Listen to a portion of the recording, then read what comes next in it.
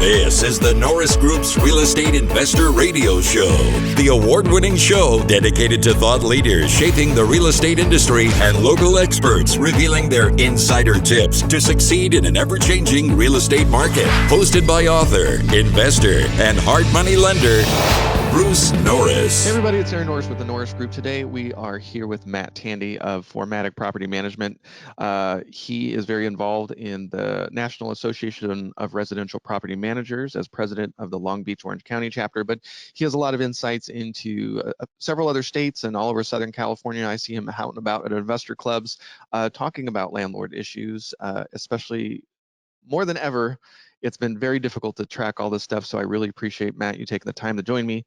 Today, it's Friday, May 15th, and it's been really hard to track all the stuff that's happening, and you work in three very different counties, so I can't wait to catch up. So thank you for joining us. The kind of stuff that you do, just real quick, is it just single-family homes, or is it also apartments? So we do a little of everything, as long as it's small residential. So we do a lot of single family homes, both for what we call accidental landlords and professional investors. And then we also do a lot of duplexes, fourplexes, and small complexes. I have done up to 500 plus plexes with my first management company I had, but that's not our bread and butter. Okay. Let's just talk real quick, sort of month to month, April compared to May. Has there been a big difference? Are you as a property manager experiencing people can't pay? Are they getting back on track because they're getting federal money? What's the overall sense of what's going on? April was fine. Our rents are normally over 98% on-time rent payment across our entire portfolio for tenants that we place and manage. And it dropped down to about 8% in April who hadn't paid by the end of the 5th. But by the end of the month, we were back at it about 2%. So Wow.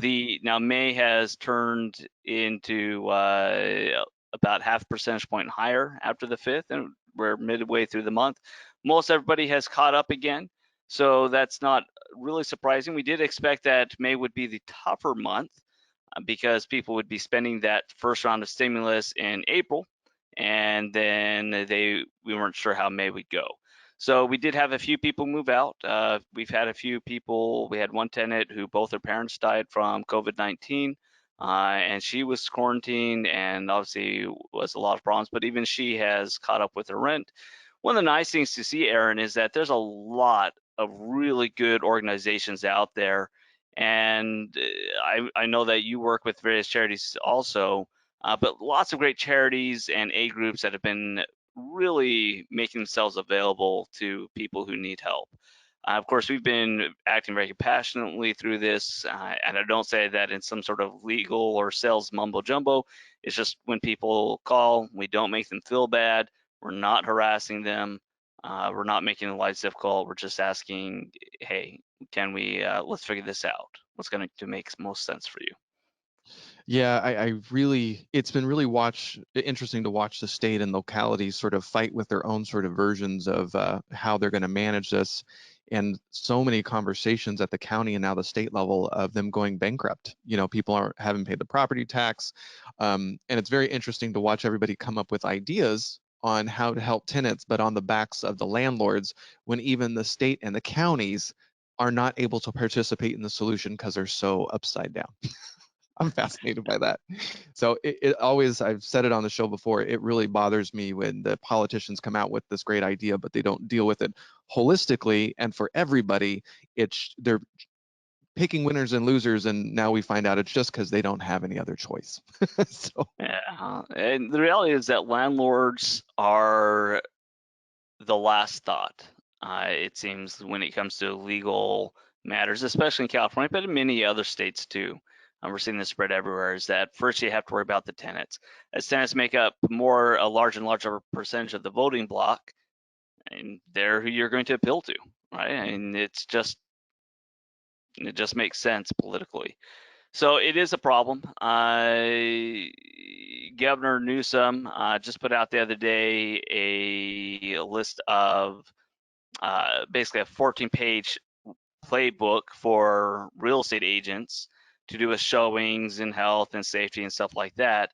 And to give you an idea, now this is about property management, but for landlords, it applies pretty much equally, because if you're self-managing, you have to worry about these same kinds of things. Came up with a whole bunch of rules, then not one sentence, one word in the entire 14 pages touches on rentals or property managers who are licensed real estate agents here. And so you have a bunch of rules that we're bound by, but can't be adapted at all into our industry. And so all the property managers trying to figure that out. How do we do this?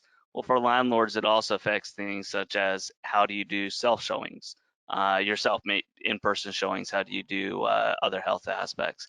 So it's a tricky time, and hey, it's not hopeless. It's just always a puzzle trying to figure it out, and you just have to make sure that you're keeping an eye on the new pieces that come in.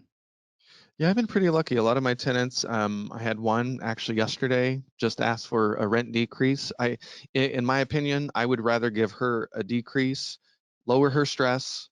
She's going to keep paying, and not bury her in something I don't think she's ever going to be able to come back from. Sort of just like this overhang of, and I don't want that for her either. The stress of having to feel like she's got this bill that she's got to pay. I'd rather work with her now. And we had a lovely exchange, and I'm working with a property manager in the Inland Empire, and we had a good conversation, and I told her my philosophy: if you can, you should right now. And she was even willing to waive her, and like, I don't need you to do that. I can right now. I'm going to as long as I can, so let's do this. And I think when you approach it as a partnership, it creates a partnership instead of the us versus them. And I'm glad to hear you're sort of along the same vein.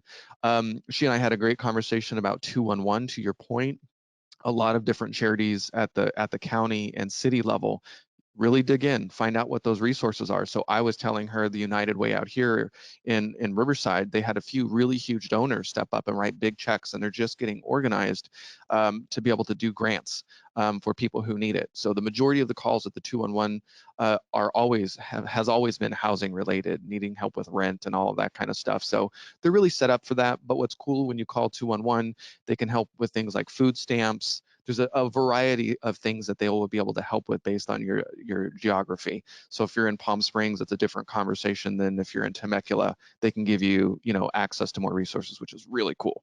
So anyway, again, I know I've said it a few times in the last month. Please understand 211 is a really cool resource, and you might be able to get your tenants money that they didn't even know existed because they didn't know about the resource. A lot of these charities don't have unlimited marketing dollars.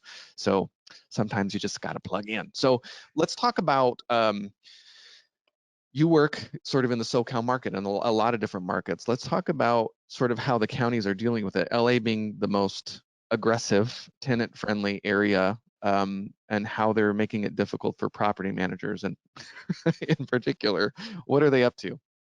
Yeah, so I think first off, when people talk about California and anti-property rights or being crazy, most of California is actually pretty standard to the rest of the country. I feel, having operated throughout the country, and there's a few differences, but not completely. But the areas where we get the bad reputation are pretty much always the city of Los Angeles, followed by the county of Los Angeles, and also the San Francisco Bay Area, things around there.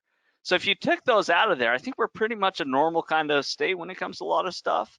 But yeah, if you look at Garcetti in LA, he just came out, I think yesterday or the day before, saying that, hey, we may extend this for 18 months or something like that. The reality is that when you have groups that feel that way, and I don't know if it's genuine or if it's political, and it doesn't matter in the end, right, is that they are pushing to keep things closed longer because for some reason they feel that is the right aspect. And we're not talking about, well, just doing a 60-day extension. They really believe that they need to extend this for a long time. So currently a lot of things are, a lot of the states, a lot of the counties and cities, when they're passing these laws, they're basing it off of the state of emergency that has been declared statewide by Governor Newsom. and that is set to expire May 31st. Now, it should be noted, I fully expect that to be extended another 60 days. I Yeah. think it would be highly unlikely otherwise, but maybe I'll be surprised in a pleasant way.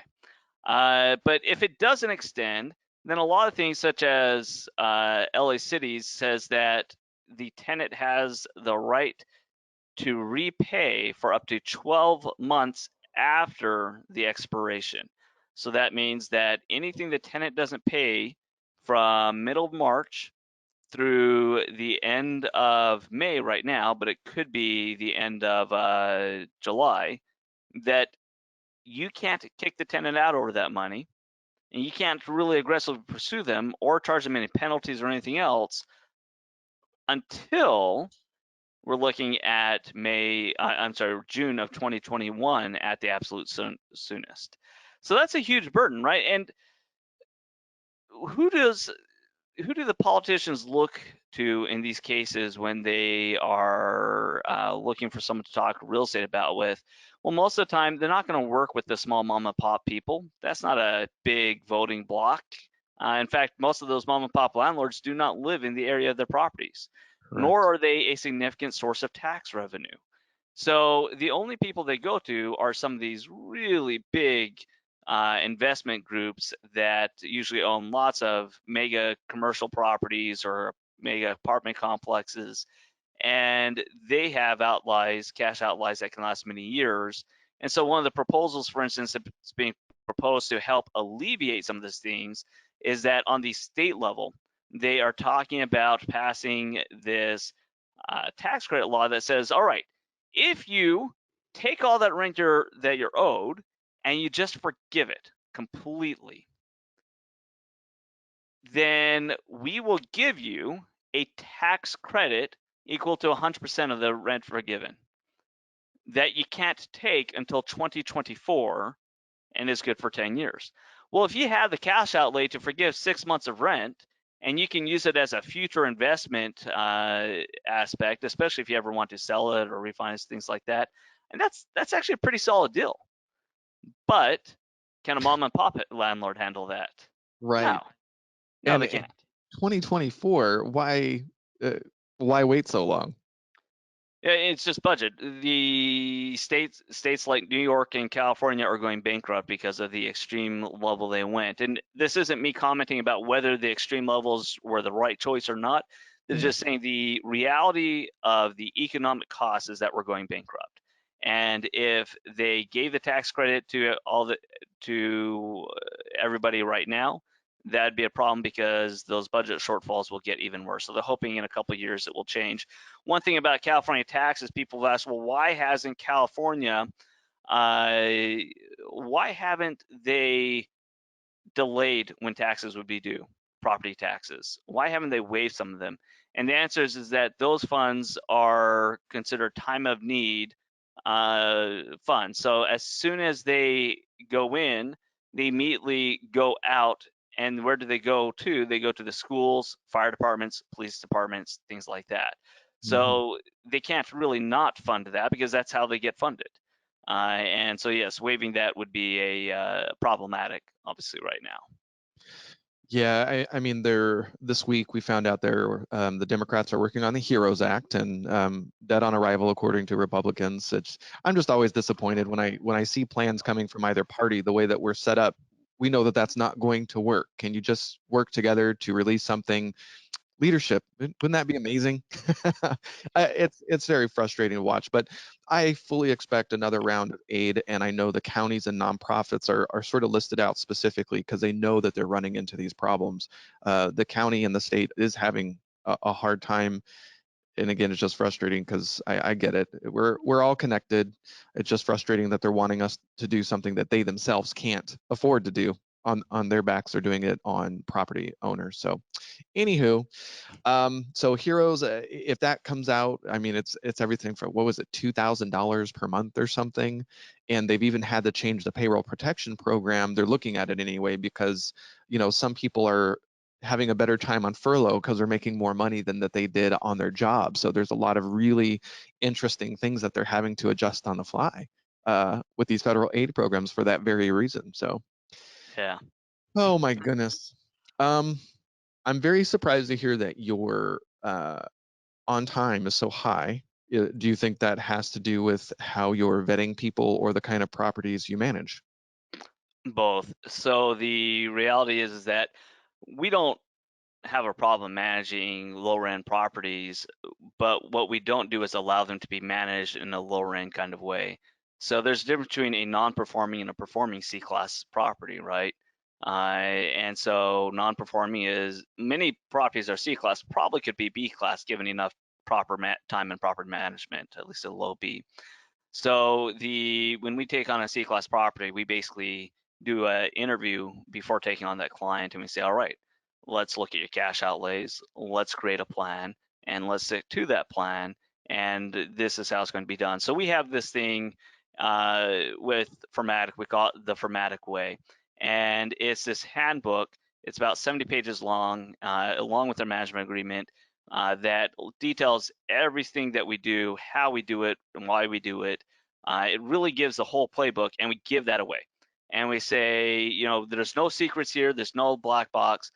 And we do that because we want our clients to understand that we're very particular in how we do things to protect them legally and to protect them financially. Legally, of course, I've been beating that legal drum for a decade, more than a decade, and only now are people in the pandemic suddenly realizing it's a concern.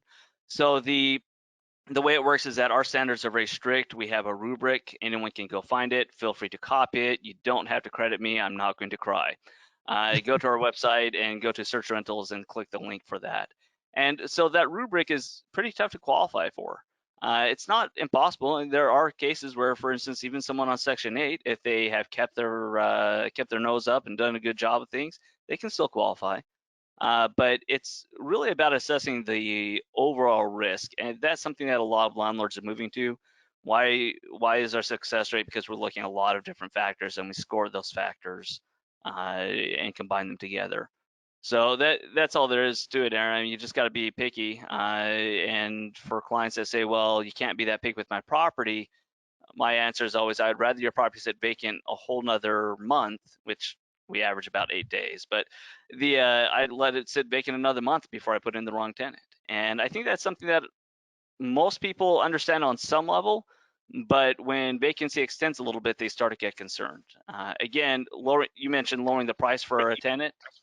And I would say that's the same concept. It's better to give a lower rent to a well-qualified tenant than it is to try to get a over market rent to someone who there's no chance they're going to pay. And so using that's why our rates are good. Have you, I guess the first question, have you had a difficult time renting properties in the last couple months? No, in fact, we're renting faster than ever. Interesting. Why do you think that is? I want to, this is a tricky one to answer again, especially on the back of the other one, Aaron. I don't want to act like I'm touting Formatic's horn in a marketing sense, but for those who are property managers who are members of NARPM, and not just, look, NARPM is kind of like the realtor thing. Any agent can get that realtor designation by taking a 1-hour online course or 3-hour thing, and it's a joke, right? But there's a difference between those who participate and those who don't. So active NARPM members go to the conferences, access to a wealth of legal resources and advocacy, legal advocacy for our clients and other information. We've all been pretty tech forward for a long time. And so because of that, when the governors came in and started to say things like, you can't, can you do in-person showings? And what are the rules around it? And agents were suddenly scrambling for things such as virtual tours and self-showing technology that for a long time they said self-showing is horrible, even though the statistics all showed that you get better quality tenants and rent a home faster. Well, we were already using all that. We didn't have to scramble and come up with new systems. We didn't have to change a single thing. We already have our own Matterport cameras and doing 3D scans of our properties, which is fantastic, especially for re-renting a property when it's coming vacant. We don't even have to bother the tenants that are there, right? Because we already have scans of the property, and people were able to do virtual showings. And so we already had the self showings through our Rently lock boxes where the code changes every single hour. We have all sorts of tools like this, our online rubric, online application process. And so because of that, since nothing had to change, where all these other people, the agents who were kind of doing as a side business, or companies that were not old as dinosaurs, but old and acted like dinosaurs, which is a difference. You can be an established company and still be very tech forward. I know many of them. The reality is that we were able to move swiftly, and that's what matters. The dinosaurs got left behind. They're left scrambling, and they're left trying to do new systems. That means their properties weren't showing, whereas ours were showing the whole time. So we were renting, in fact, we're still renting almost twice as fast as normal, and to very qualified people. You've got an interesting perspective because you are in several Southern California markets, and I think it was I was listening to Redfin's CEO this morning on an interview with CSNBC, and he was talking about, I've been mentioning this, the urban experience. I lived in New York City where you can't escape density. Are you seeing people making the choice to exit cities like Los Angeles because of the pandemic? Yeah, but yes, but not so much because of density, although we'll call it a side effect of density. We know that the more urbanly dense it is, the more the politics tend to drive towards a slant that doesn't work for everybody, that may not be appealing to everybody there. And so and then you also have things such as, a pandemic hits urban areas like New York or LA much, much harder than the Inland Empire. It's I'm still baffled why we've shut a lot of things down in the Inland Empire. We're pretty calm here, outside of course, unfortunately, nursing homes Right. are the problem. But outside of that, it's pretty tame. So we do have people who said that they want to get away from areas like LA. In part, we had one person mention that they're concerned about riots in the future. And I hadn't really thought of it before, but it's a distinct possibility. If people can't pay rent and evictions start happening when the courts open back up, that there's going to be class warfare. There's going to be racial undertones to some of it, unfortunately. And so because of that, he was concerned and he wanted to leave. Do you have a lot of landlords actively talking to you about wanting to leave the state? Not as many as you think. I would say no more than normal. Most of those conversations happened when AB 1482, the Tenant Protection Act, got passed. And when it came in effect, and of course, when we sent the mailers to all of our clients, giving them a heads up, we had a lot of conversations. I think, Aaron, that it's still a conversation that most investors, savvy investors, once they understand the reality of it, they don't really pursue it further. And it really comes down to most of our clients are looking for long-term buy and hold protections and asset growth. And California still, with all the crazy laws, the only reason California can keep passing these laws is because it's still a haven for long-term holding of cash.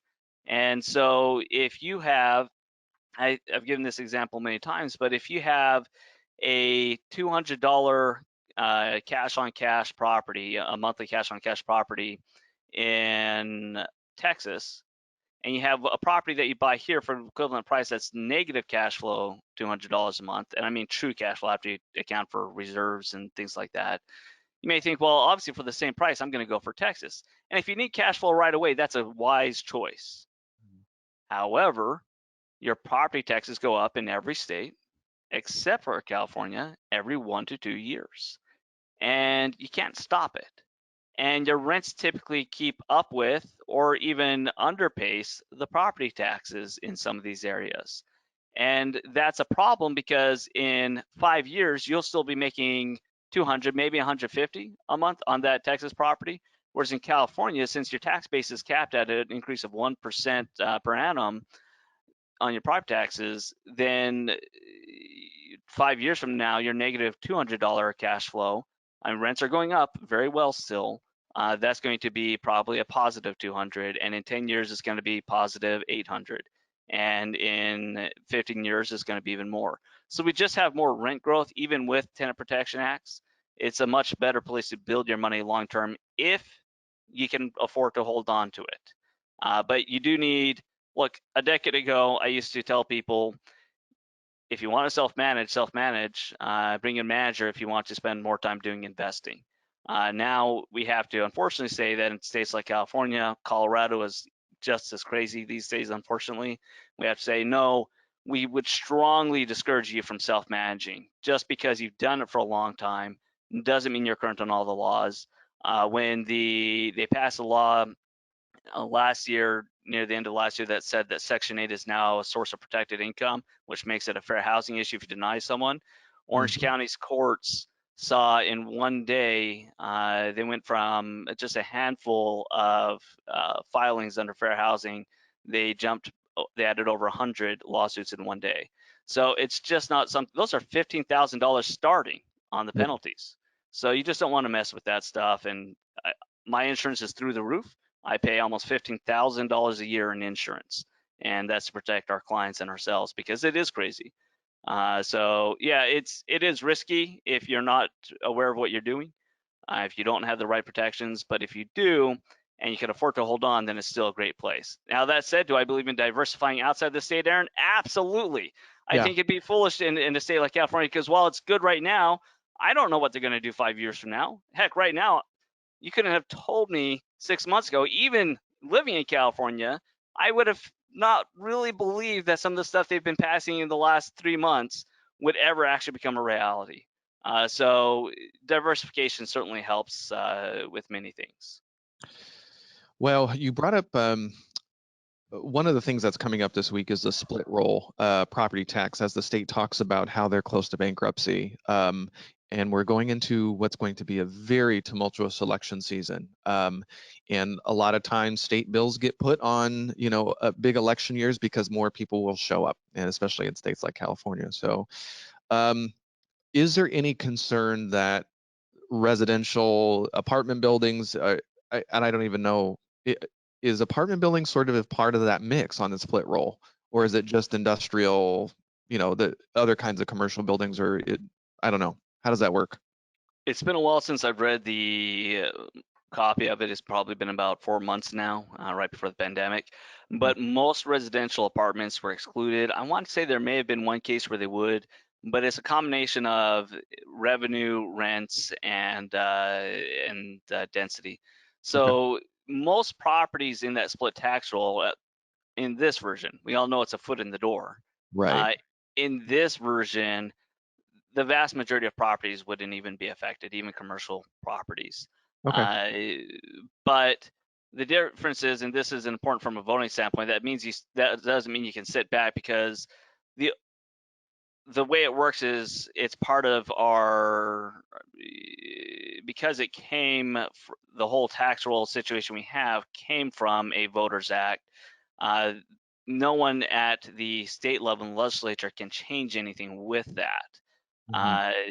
That's how those are set up. But if they pass this, my understanding is it will enable the state in the future legislatures to make modifications thereof to how it's applied.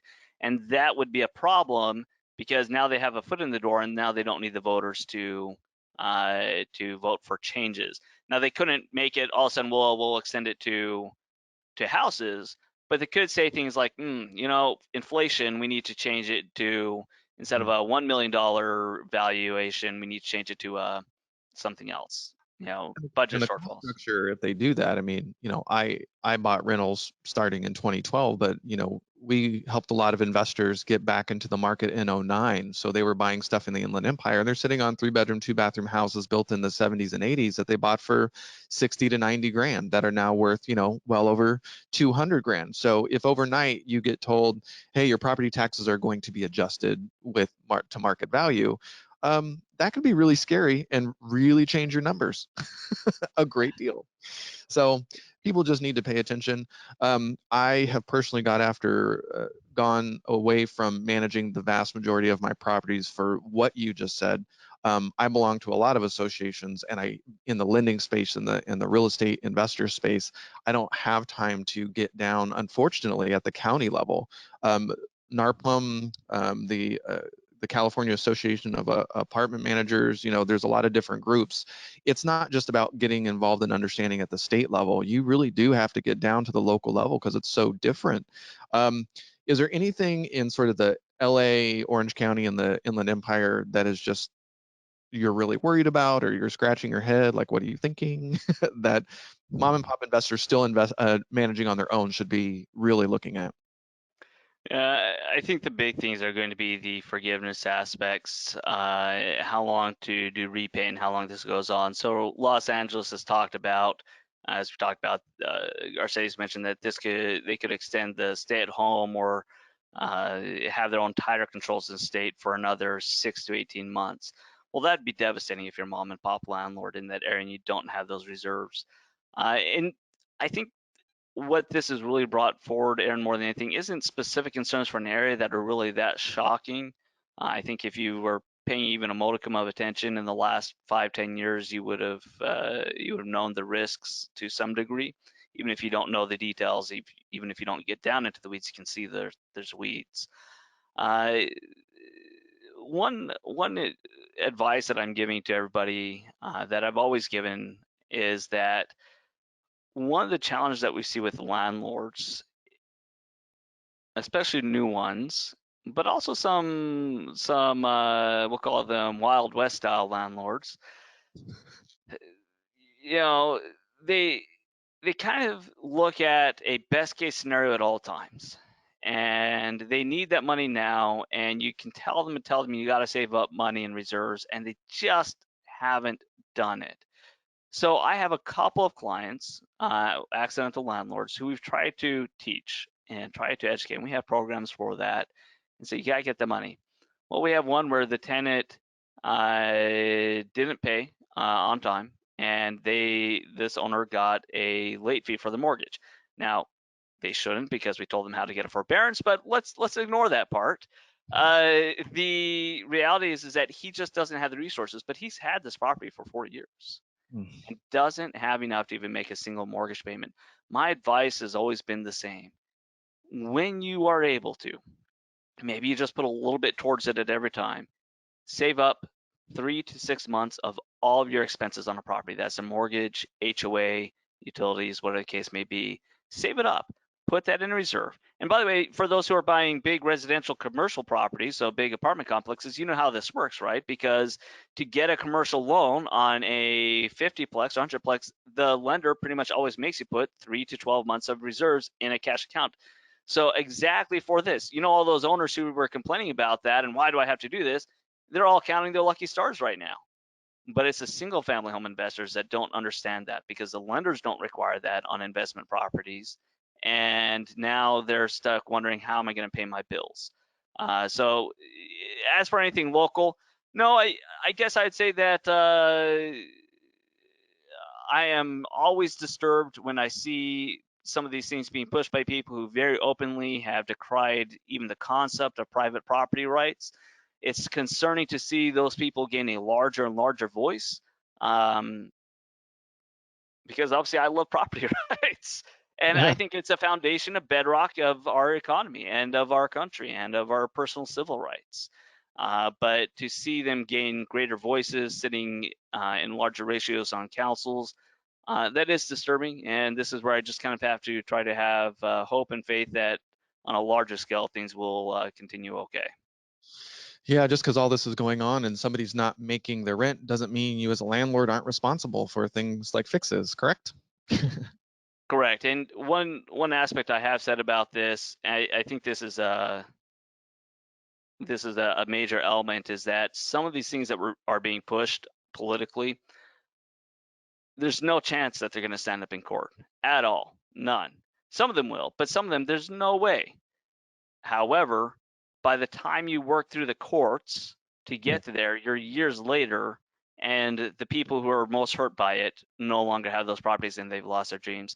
And yes, you have to repair. We're dealing with one right now. We just took on a new client who bought a property with the tenant in place, and it's kind of a nightmare situation. We never would have advised them to do this, but they were sent to us within a week, and we're happy to deal with it. But it's a situation where now this person is claiming, the occupant is claiming that all sorts of things, lack of heat, there's a quarter-size hole in the ceiling. Well, all those things will put the kibosh on an eviction when the courts open up. And so the owner, who didn't have the money set aside for this for some odd reason when investing, now has to have all that fixed before we can even legitimately file to stand a chance of it not being kicked out. And this tenant knows it. In fact, he cited it because there are groups out there putting out webinars, putting out websites that are all about how to basically, in my vernacular, would be how to stick it to the man, especially during the coronavirus. And that's so be cautious of that more than anything. Is these tenant rights groups is what they're called. I call them anti-landlord groups. Yeah, it's just, you have to be aware and stay really engaged. Well, I really appreciate your time. How can people get a hold of you and find out more about Formatic? So they can reach out to me by email. Our customer service, which comes through me always, I see it is going to be hello@formaticpm.com. That's FORMATICPM, like propertymanagement.com. Website is formaticpm.com, and my line is 951-547. And my mind just totally went blank. We'll anyway. We'll put it in there, but it's 547-1604. That's my direct line. And one thing I do say is that if you have questions, I've done over 4,000 rentals across the country. I'm happy to give you information. You do not have to worry about being sold on Formatic. If you have questions about what's happening, I'm happy to answer them. I would feel pretty bad if I could have taken a minute to answer a simple question or give some guidance, and I didn't, and you lost your shirt. So reach out to me. I'm always happy to help. I'm just curious, can mom and pop landlords join NARPM? No, NARPM is for actual managers. So if they have multifamily, they can join CAA, California Apartment Association. In fact, anyone listening, if you have multifamily and you're not part of them, you absolutely should join them, especially because of the legal advocacy. They are really out there gathering information, fighting for landlord rights. Unfortunately, there's not a lot of good trade organizations. There's some ones out there. They're all a little wonky on some level, but I'm sure they'll see an increase here shortly. Yeah, it's just so important to also support these agencies just because they are fighting for property rights. So the California Association of Realtors, CAA, and I was just curious. I wasn't sure the barrier to entry of NARPM. So anyway, just wanted to bring that up. Thank you so much for your time today. And we'll make sure to post all your information on the website when this goes up today as well. I appreciate it, Aaron. Take care. The Norris Group originates and services loans in California and Florida under California DRE License 012-19911, Florida Mortgage Lender License 1577, and NMLS License 1623669. For more information on hard money lending, go to thenorrisgroup.com and click the Hard Money tab. For more information on hard money loans and upcoming events with the Norris Group, check out thenorrisgroup.com. For information on passive investing with trust deeds, visit tngtrustdeeds.com.